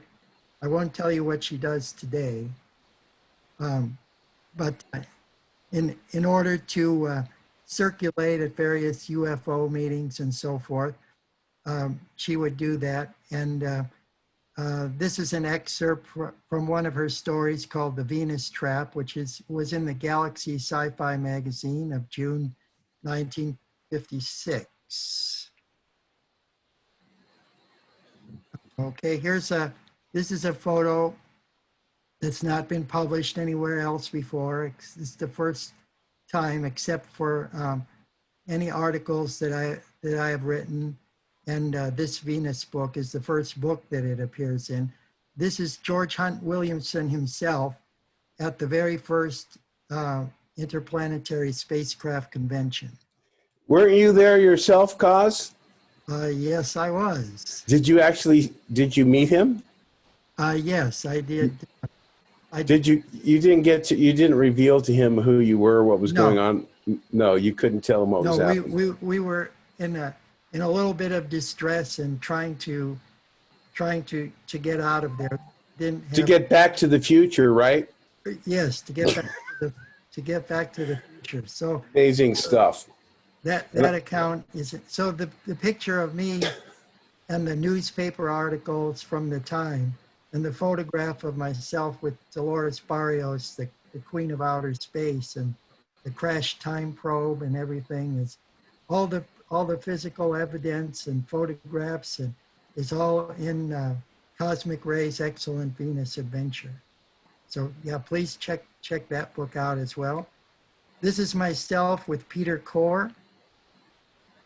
Peter Core was a writer of a regular column with Raymond Palmer of Amazing Stories and Mystic magazine in the late 1940s and early 1950s. He lives in the Cleveland area, but he was a member of the Talonic Research Society. And at the time, back in the mid 1950s, he worked on atomic projects at the Livermore laboratories and out there at Mountain View in California. And so he had to keep out all his UFO activity on the download. So he chose this name, Peter Core. And I can't give you his real name. I can just tell you that he lives in the Cleveland area because he still doesn't want his name revealed. But here you see, this is correspondence between Gray Barker and this gentleman. that I'm referencing, my friend. And this is dated back in 1956, regarding the plaster casts of the Venusian orthon that were taken by George Hunt Williamson. And Williamson gave his friend, Peter Core, the actual plaster cast. He mailed it to Peter at his home in Cleveland. And one of the plaster casts broke into a bunch of pieces. So he only had the one, but here's his analysis of Orthon's footprints as taken by George Hunt Williamson that day of 20 November 1952, revealing that the footprints were actually of a small woman's slipper, a woman of about size 6 slipper. So that's what happened when I met, actually. I didn't realize it. I don't know if Raymond recognized it, but I met Commander Raines on the 67th anniversary to the hour that George Adamski met Lady Orta. So that's kind of cool. They arranged that little synchronicity. Cause we better get to Valiant Thor's stuff. Okay. Yeah. Let's drop this now. We got to get. Right. If you want to share that, this is the time. Okay. Sorry, folks. All right, we've got some Valiant Thor material, and of course, Rob has published a lot of it on thepromiserevealed.com, and I had previously published many articles that are also available on the rents.com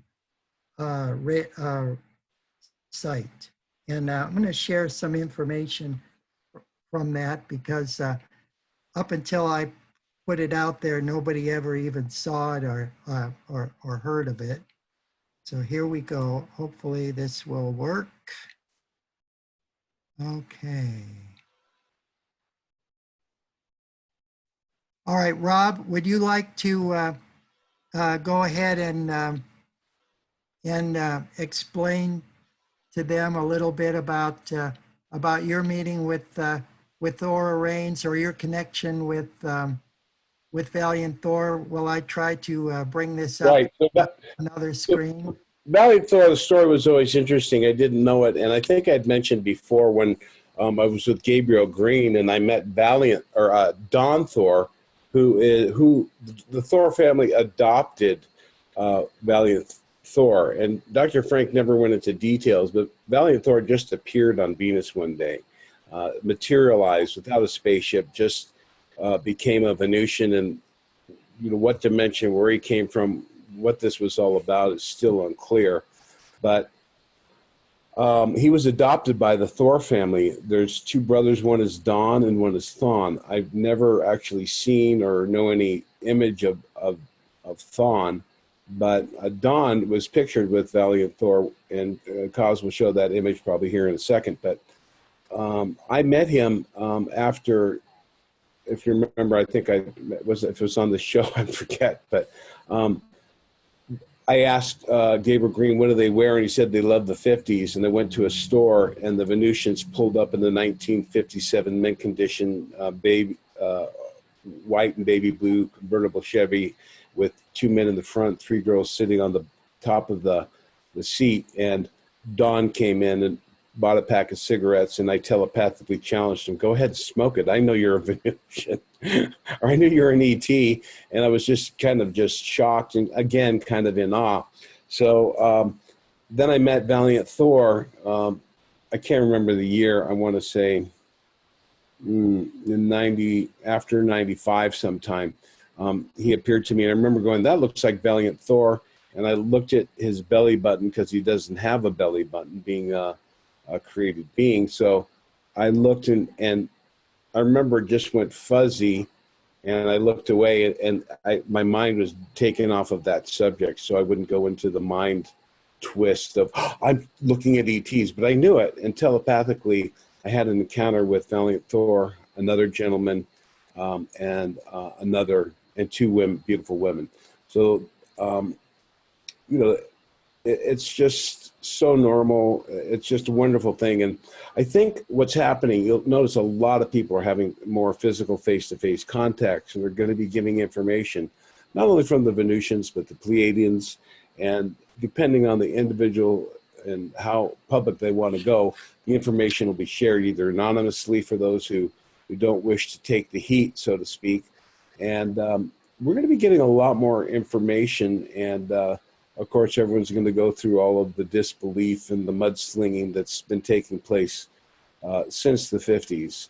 The government coordinated effort, they've got bigger fish to fry.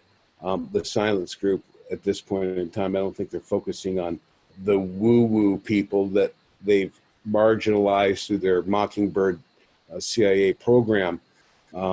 So let's take it away now. Dr. Raymond Keller with, again, where does Raymond get this stuff from? The actual notes that Valiant Thor held in his hand while sitting at the Howard Menger contact in 1957, 2 weeks before I was born. Okay, these are, this is a world exclusive that I put on rents.com. These are some of the notes, the notebook of Valiant Thor, taken at that famous meeting. They were collected by August C. Roberts, and all this material was given to Otto Binder. August C. Roberts, the photographer, an early member of the Albert K. Bender's International Flying Saucer Bureau, and also the North Jersey UFO group. We're at this Flying Saucer Club meeting of Howard Menger that day, and these are from the notes taken by Valiant Thor, and part of them had to do with a disappearing Eskimo village that I wrote all about in the Disappearing UFO Experiencers. Hey, Kaz, can you go back? So let's focus there. Let's see. Let's look at his crossing of the T's there. Let me see what I got here. So see that? Okay, hold that. So now I'm going to stop screen share. I'm going to show the note that Valiant Thor gave to me and Raymond and to the people in China. So stop a screen share there. And so if you stop your screen share, Kaz. Okay. And I'm going to share the note that Valiant Thor sent to the people of China, and to thank them because we were arrested. I don't know if we did that on this show, but so you can see the T here. This is his kind of handwritten, the handwriting analysis I'm sure would be the same. But he wrote in perfect Mandarin script, and he also sent to us this book, this other book that he gave, one to the people of China and one to myself. And this is a book called My Friend from Beyond Earth. And that's why I named my book My Friends from Venus. So this is a mint condition 1962 copy. It's really more of a pamphlet of Dr. 1960. Yeah, 1960, Dr. Frank Strange's first book. I don't know if they printed it on there or they just got one of these and popped it in their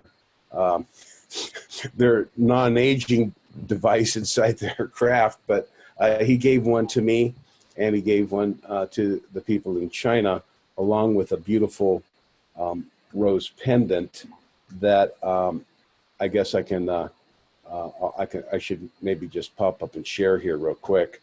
Let me pull that up for you. Yeah, that would be good. Yeah, and then we'll get this one up. So this is the little pendant that he gave. They have a study group, Victory of Light study group, called the Rose of Venus. And so here we see a rose gold, very small pendant memento made of rose gold, given to one of the beautiful sponsors, very much, seeking higher knowledge. So you can go back to your image and let people share the handwriting analysis, maybe. Oh, okay. Focusing on the V and T. Yeah, there it is. So, and this is recorded so people can go back and see the crossing of the T in handwriting, or how it's at the top, like in the beginning of a sentence and all that. So anyway, little side evidence reference to the validity of the long-lived Venusians and their more generous, open presentation to people. And there's the Causes First, their second and third book available on Amazon. Yeah. And that picture is taken right inside the entrance of the reorganized church temple in Independence, Missouri. You got 8 minutes, Cause. Oh, okay. All righty. These are some photographs taken of a life form from the outside of our solar system, the outer planets, by Howard Menger. And Connie didn't want it to be published, but she published them in one of the issues of I think it was Galaxy magazine in 1958. That's where I got that from. Okay, and let's see. Let's go to. I'm gonna go back to. Anyway, I met the Mengers in, I took them to Egypt in 1991 with Wendell Stevens came along with me. We went to Egypt for what was called the 11/11. And, you know, Howard had kind of done his stint, and he talked to me about his moon travel and stuff like that. Pretty cool. All right, here we go. These are the photographs of a Valthor scout ship over Madeline Rotifer's residence. Okay. And I have all of her notes right before Adamski died.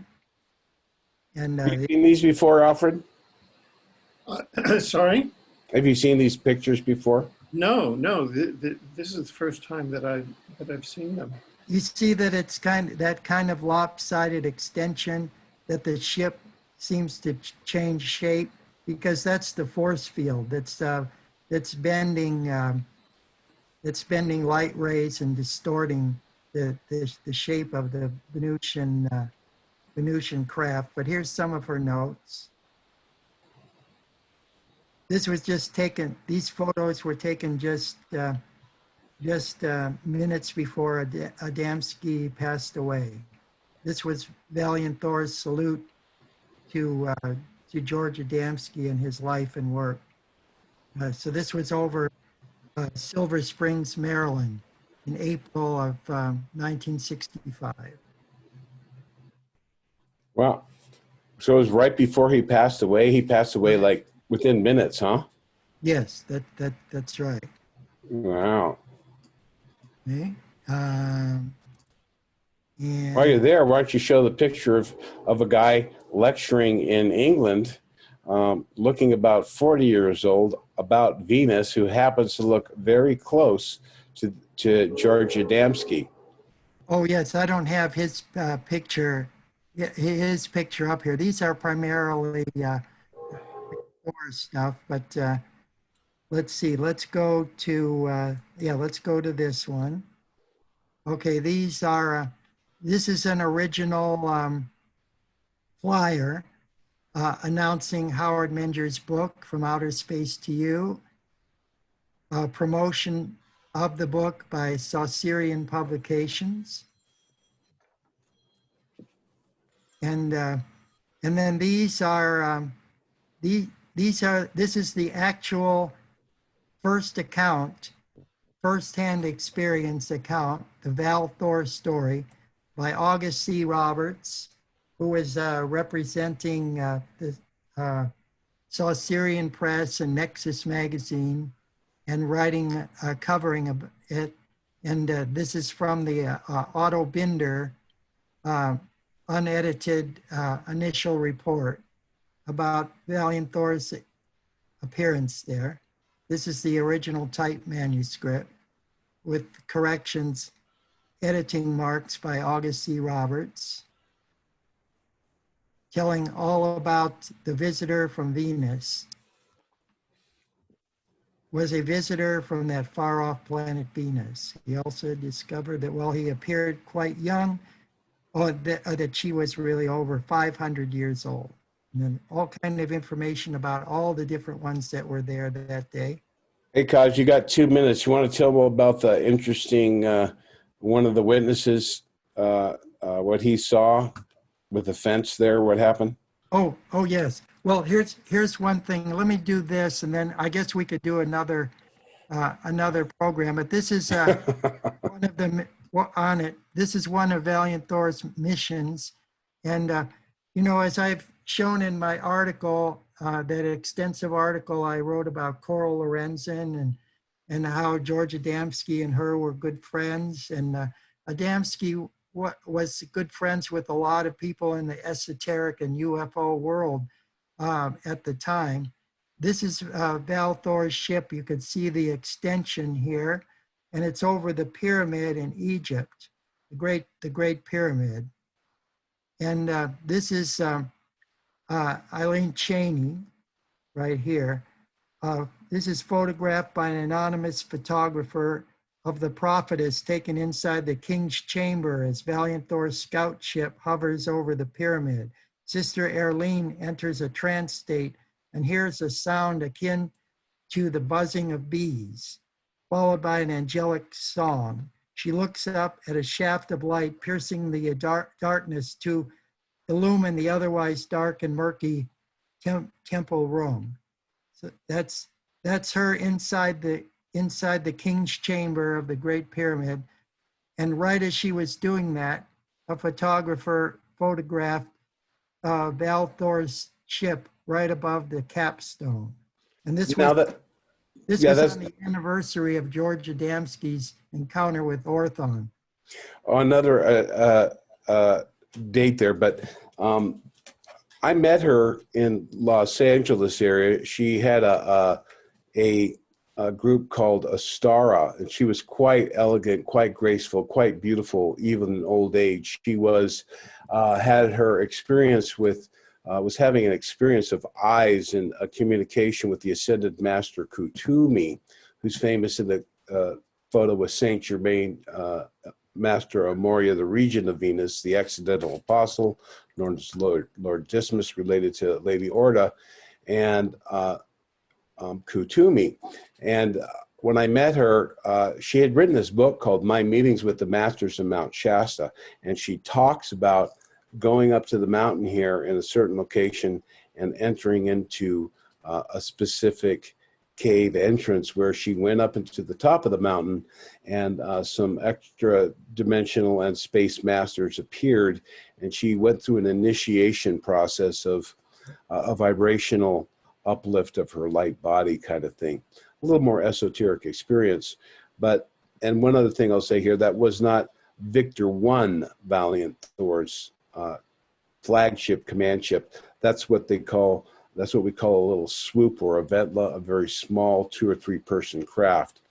And the Victor class ship is literally 100 yards in diameter. It's a big ship. They have boats and cars and all kinds of toys in there, and probably 25 different scout ships. So that's Elaine Cheney. So she's doing a cosmic fire initiation ceremony in the king's chamber, awaiting further light and revelation from Kutumi and other ancient ones. Her revelations come through visions and intuitive perceptions. Here's George Adamski himself. He was a master of the mystic arts and founded the Royal Order of Tibet in Laguna Beach. He had also traveled extensively throughout Tibet when he was a child with his uncle Sidney. Fred Bell actually lived in George Adamski's house, in the same house, and that's where he had his first contact with the Pleiadians. back in the 70s. He was living on Nestall Road, where George Adamski actually lived previously. Okay, these are some photos that were actually taken there the day of the famous meeting with Valiant Thor. Other photos around Howard Menger's property in High Bridge, New Jersey. Here you see August C. Roberts' official seal. This is Howard looking really cool with his Ray-Bans here. This is his first wife. And August C. Roberts published, he typed on the back of each photo what was going on. So here's Howard Menger and his wife Rose speaking to a group outside their home at High Bridge, New Jersey. This was the meeting that Valiant Thor was at. On that very same day, this is one of the others in attendance at the meeting. This is Mary Ann Tharp. This is at the location where, this is August C. Roberts typing here. Mary Ann Tharp at the location where Howard Menger claimed, as others in the group did, that the spacemen jumped over the bushes and fences, a total of about 15 feet across. So we have these Venusians possessing this amazing spider-like and athletic abilities that they could just leap over fences and crawl up walls and things. And so it just startled all the people there. They never saw anything like it.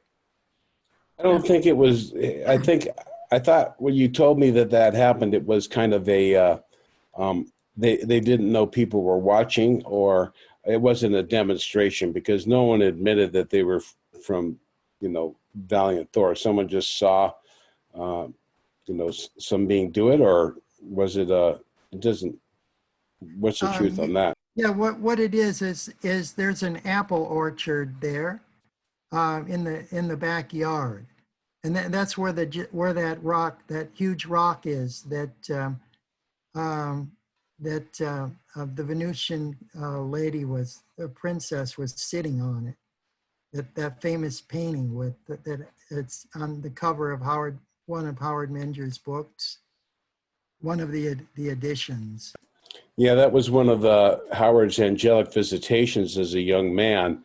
And the woman that he met was actually the sister of Connie Menger, who he had met while he was on the moon of Saturn called Andromeda.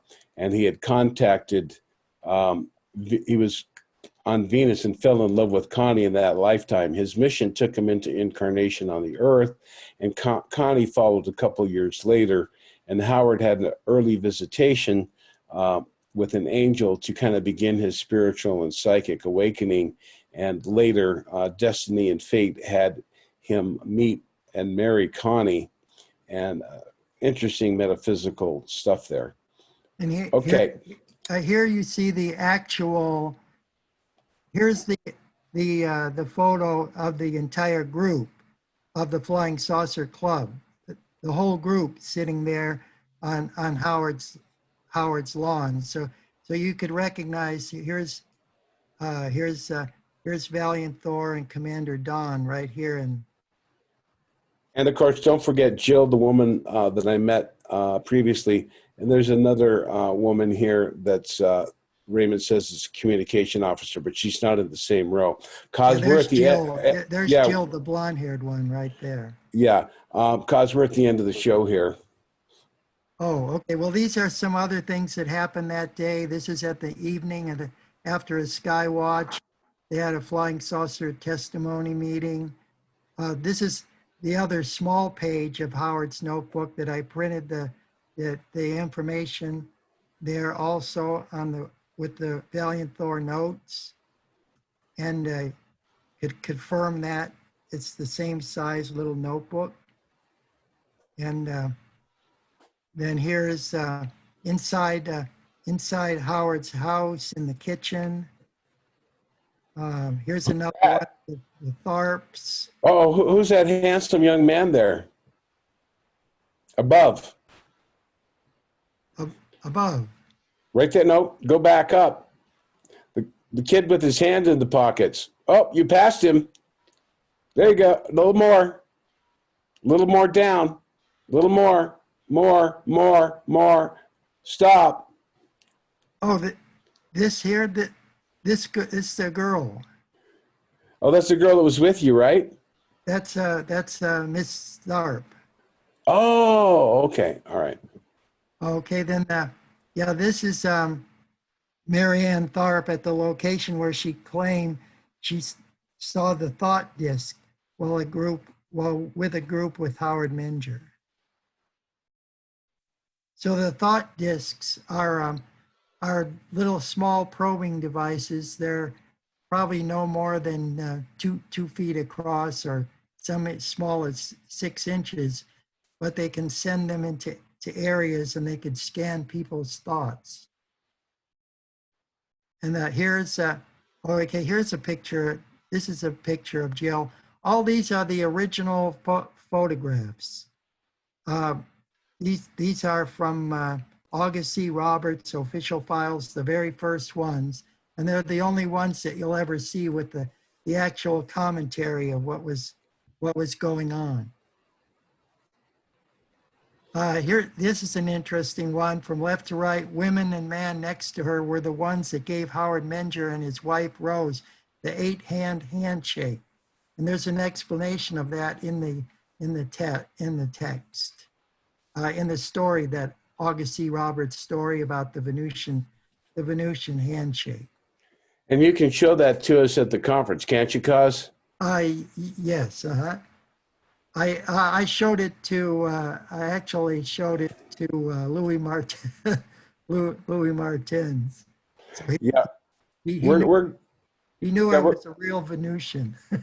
Right, and we're going to have all of this information is going to be up on my news website, which is still just days away now. I'm expecting us to get a launch here. I'm waiting for a call back, but we're going to launch the new website. And we're going to have a whole Raymond section, and of course, remember the Cosmic Postman. So, Alfred, what do you think here? Yeah. I think that this has been another tour de force through the history and the context of Venus. We can pick this up next time. I know that our viewers would be very appreciative when we start up next time, Raymond and Robert, if you could devote 10 minutes toward a big picture overview of the role of Valiant Thor as an ambassador to Earth, because he did very important work during the Eisenhower administration in the Pentagon. What was the overall scope of his work? We've now proved his existence here. Let's, we don't have to go there with his detail work, but let's get more into the education of the big picture just for 10 minutes or so, while next week you plot this continuing context approach to your visit to Venus, which will be yet another special PowerPoint extravaganza where we see Venus through your eyes. Well, thank you, Alfred. Before we go here, I just want to point out one thing here, is that I work very closely with August C. Roberts' files, and also Otto O. Binder. He was a sci-fi writer and a comic book writer. And I have all of Otto Binder's articles, some of his original artwork, and all the UFO articles that he published for Saga magazine. Here's a proposed book that Otto Binder and August C. Roberts were going to do together. And so this is where I got this information from. And he was the creator of the comic book character Supergirl. And Raymond has every single copy of that action Amazing. comic Supergirl series. Every copy. This is the very first, this is a comic book with the very first appearance of Supergirl, the story written by Otto Binder himself. And this comic book is valued at over $10,000. Oh, You should go on Antiques Roadshow. You should petition Antiques Roadshow for a special edition just on this material. I have every copy of every Supergirl story under her own title and under Action Comics, the Legion of Superheroes, ever published, and they're all in a secure storage vault. And every copy of Hans Petersen's UFO Contact for the International Get Acquainted program founded by George Adamski, every Cosmic newsletter, every Charlotte Blob newsletter, every Carol A. Honey, who was Adamski's secretary and newsletter editor of the Cosmic Space News. We will have to have the Auto binder. Keller. We will have to have the Professor Raymond Keller Museum. Yeah, that's what we're trying to do here Museum. with the Mount Shasta Center, if we can find the right people to help create this event. So I guess that's it for today, but Otto Binder's character Supergirl was inspired by Raymond's picture shown to you that was not released by the pal and Dixie Garrett, who took a picture of them when they landed at Giant Rock in those black suits on the cover of his third book, Cosmic Ray's Excellent Adventure.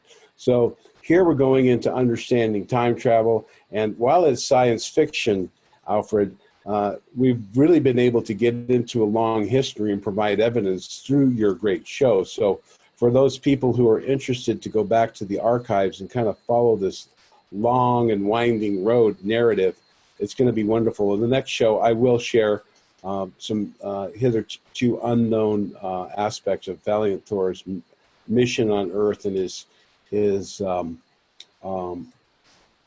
actually when he was bestowed with this mission and who it was from and all that. And we'll talk about that. Thanks a lot for having us. Thank you so much, Alfred. Thank you, Rob. Always a pleasure to be on the program. Excellent, excellent. And please don't go away. To our viewers, thank you very much. This is groundbreaking. So thank you. And until our next chapter of Visit to Venus, which is groundbreaking, and I feel so privileged to be here. I'm sure that you're privileged to be here. People are just at the edge of their seats. Until we gather next, thank you. Thank you.